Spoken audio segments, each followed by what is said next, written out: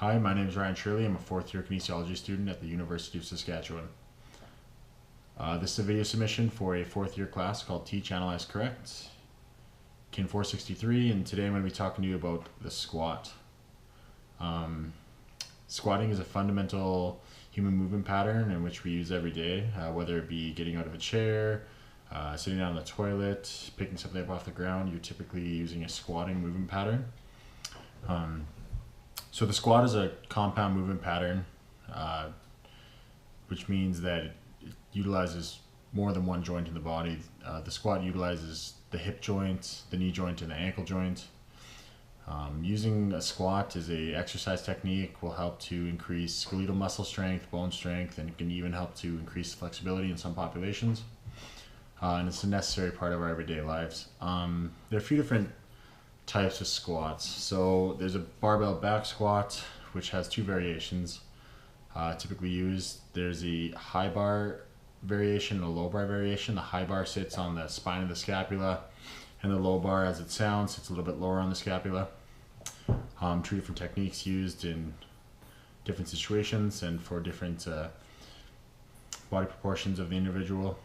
There's also front squats, which are used in sports like Olympic weightlifting, and split squats, which are just used for single leg training. So a typical progression of the squat would include having the individual just perform an air squat using some cues I'm going to talk about a little later on in the video. If an individual is able to go throughout the full range of motion, it would be encouraged, but if not, we can use a box or another implement for them just to decrease the range of motion and take some stress off some of the joints. Muscles worked in the squatting pattern are the spinal erectors, quadriceps, glutes, hamstrings, calf muscles, etc. It works your core as well. It's a compound movement, like I said, so it works most of the major muscle groups in the body. Squatting can actually help to negate some of the chronic musculoskeletal problems we're faced with in the Western world, whether it be tight hip flexors, weak glutes, weak quadriceps, muscle groups in the legs there. Sitting in a position I am now, in a very kyphotic forward rounded position of the thoracic curve of the spine. So that squatting helps us to stand tall and maintain some of that posture throughout life. So stick with me here and I'll teach you a little bit more about the squats and how to do them safely and effectively. Thanks. I'm going to show you how to do a barbell back squat today. What you need to do this will be a barbell or a piece of PVC. Even a broomstick will work, like we have it over here. First step of the squat is to get the bar into the back rack position.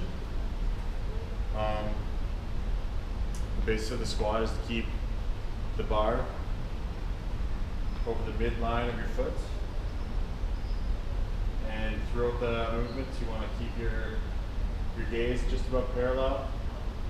Keep a nice tight core. And then you just squat down. Try and get below parallel as far as you can comfortably. And stand back up. Hi, today we have a lovely volunteer here for us to squat with. And I'm going to walk her through the fundamentals of a back squat. You can use a barbell or a broomstick, whatever you have handy, just to rest in the back rack position. Okay, so the basis of a squat, you want to take the bar, place it on your back in a rack position, but a little bit wider than shoulder width grip. You want to sit on, if you just turn to the side here, you want to sit on kind of the ridge of their back here on their traps. We want the bar sitting across there. If she goes ahead and puts the bar in a back rack position and faces away from the camera, we can see that it's sitting on top of her traps here. She's going to want to pull the bar into her back and kind of make that nice solid rigid structure. We're going to turn around again. And I'll get the bar from you, the bar. Next part of the squat is going to want to be your stance. You're going to be in about a shoulder width stance, maybe toe a little bit, whatever's comfortable for you. To initiate the movement, we send our butt back and down. We want to make sure our knees are tracking laterally over the toes. We don't want our knees to travel too far ahead of the toes. Go as deep as you can comfortably without feeling any pain or restriction in range of motion. Want to see, ideally, the hip crease be below the knee, and you want to maintain a tight, rigid core the entire time, looking just about parallel. Look something like this. Supposed to be a front view of the squat, and a side view of the squat. Obviously, it's a little bit easier with a little more weight on your back.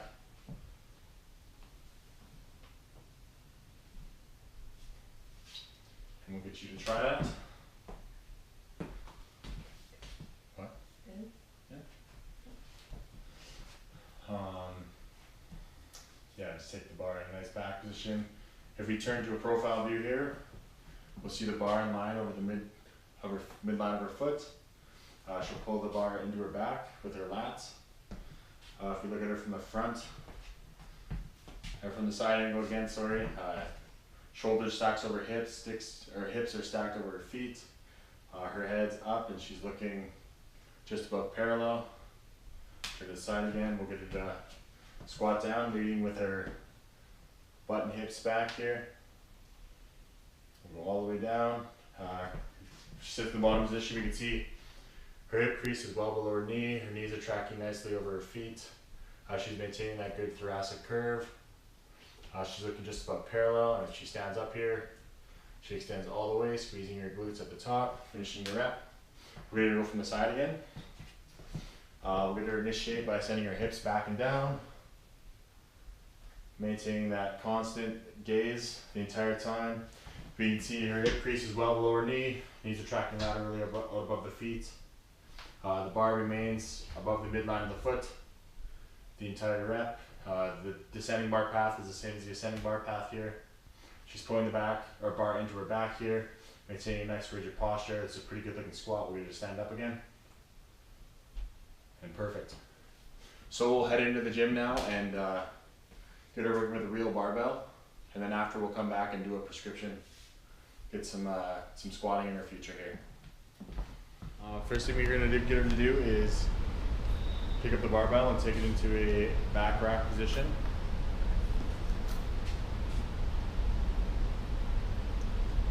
We're going to have her demonstrate her very best squat.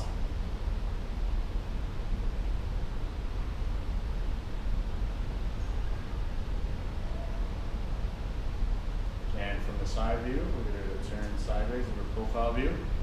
We'll go again.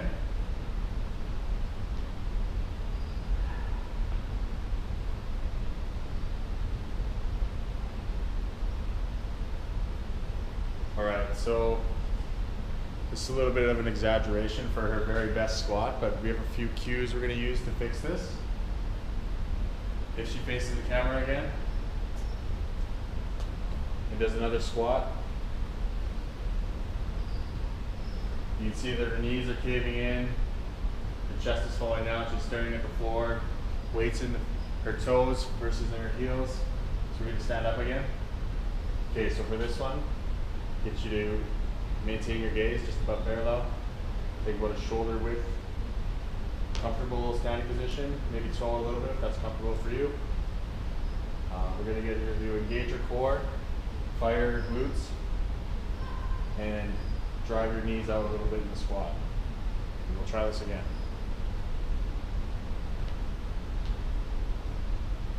That was much better. And we'll go from the profile here. Again, you can see the bars over the midline of her foot. She's keeping the weight mostly in her heels. Her knees don't cave in. And again, we'll get her to do another squat. Nice and slow on the way down. Hold the bottom position and stand. As you can see from this position, she doesn't lose. We'll do another one. She doesn't lose her lumbar curve here. She's keeping thoracic extension. Her gaze is parallel with the floor. Crease of the hips below parallel. Weights in her heels. Knees are driving out. And we'll get her to stand again. That's a perfect squat. She's ready to add load in this position and can train full time doing any squatting movement she needs. So we have our athlete again. We're going to get her to do a front squat. We'll get her to take the bar in front rack position. And we'll get her to demonstrate a squat from the front here.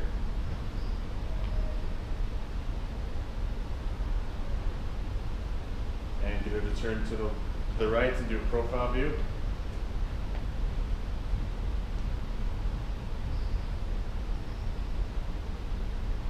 Okay. Those weren't her very best squats, so we have a few cues that'll help to fix these. So we'll get the athlete to take the bar to front rack position again. And we'll get her to shoot the elbows through, driving the elbows up, maintaining that thoracic extension. It's really important in the front squat. For this one, we want her to fire the glutes, maintain that core rigidity, get her chest up a little bit, maintain that vision just above parallel. Get her to take a shoulder width grip and shoulder width stance, in a comfortable position, whatever she feels comfortable doing. When she squats here, we'll try to get her to fire her glutes and drive her knees out, almost as if you're pushing against my hands. On the way out, we're going to drop down to a squat and do that. So you can apply some pressure on her legs here to make her fire her glutes. Get her to squat up again. And yeah, we'll do all of those things in unison, and we should have a pretty good looking squat here. We'll get her to squat at the front again. And up. And a profile view as well. We can really see that she maintains her lumbar curve and her thoracic curve during the squat. Crease of the hips below the knee, weights in her heels mostly. Her gaze is above parallel on the floor. Elbows are nice and high, and she'll stand up. With this type of squat, she'd already be ready to accept load and to do a full squatting workout in the front squat. It's pretty good. Here we have a view of the front of the athlete.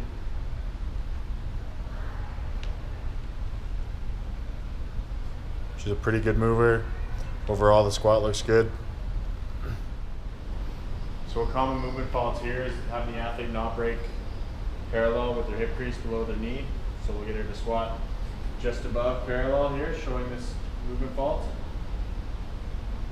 Ideally, we'll have the athlete squat as deep as they can comfortably without any pain. We just witnessed her squats well below 90 degrees, so we get her to do a full squat here, go a little deeper on this one. And that's how we fix that movement fault. So we'll get the athlete to do another squat. Here's another common movement fault, so having the knees valgus and dropping inside. This creates a lot of torsion on the tibia. It can wreak havoc on your knee. We'll get the athlete to do a core squat here, where she drops her knees inside. And then we'll get her to take a little bit wider stance and kind of toe out a little bit where she's comfortable. We'll provide a little bit of force on her knees and have her push against my knees and try and drag her knees out. As you can see in that end position, her knees are well over her toes, tracking laterally. That's a good squatting position and a good way to fix that movement fault. So another common movement fault that happens with a lot of people is the loss of the lumbar curvature of the spine. So we'll have the athlete really exaggerate this flexed lumbar here. You can see how she loses this rigid structure in her back. We're going to stand up here. A good movement cue for this would be to flex your glutes the entire time and really, really activate your core. Think about firing your glutes the entire time. So we're going to do another squat here. We'll see how she maintains that lumbar curve of her spine and stand up. And it's a good squat. That's an easy way to fix that movement fault. Right, we're back from the gym now. She's demonstrated that she can squat with really good technique. We've used a couple cues to fix any movement faults she may have had before. As of now, I would be able to prescribe squatting into her workout routine, and I just use like a general fit principle for that. Frequency, we do it probably 2 to 3 times a week, or whatever you feel comfortable with. Obviously start lower at first. Intensity, we'd go from just for strength and hypertrophy, just to make sure, we'd like to see probably 50 to 80% of her estimated 1 rep max, which we'd calculate with predictive 1 rep max calculation. Time and type, she can either do front squatting or back squatting. She's demonstrated proficiency in both movements. And I'd just say do 3 sets of 8 squats at 70% of your estimated around 1 rep max, and you'll see strength and power gains. And yeah, would be a good prescription for her to start with. Thanks for watching my video. With this tutorial, you should be able to do a few different variations of the squat, assess some common movement faults, and have some cues to be able to fix those faults. Thank you for watching, and I hope you enjoyed my submission.